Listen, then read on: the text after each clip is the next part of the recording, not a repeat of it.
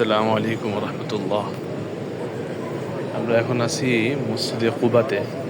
তো মসজিদে কুবার এই যে মিম্বারের যে অংশগুলো আছে, এটা পরবর্তীতে মসজিদের মূল অংশ থেকে সামনের দিকে বাড়ানো হয়েছে। সেই হিসাবে এইগুলো হলো মসজিদের মেন অংশ না, মূল অংশ হলো এই যে পিলারগুলো, এই স্থানগুলো হচ্ছে মূল স্থান। এই যে পিলারগুলো, এই পিলার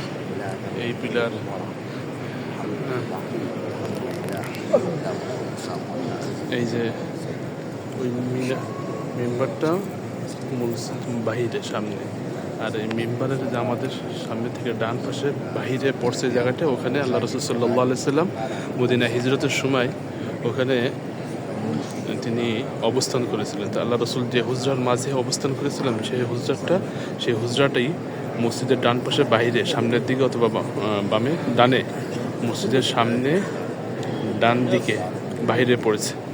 তো এটা হলো মূল স্থান। এই জায়গাগুলো হলো মূল স্থান।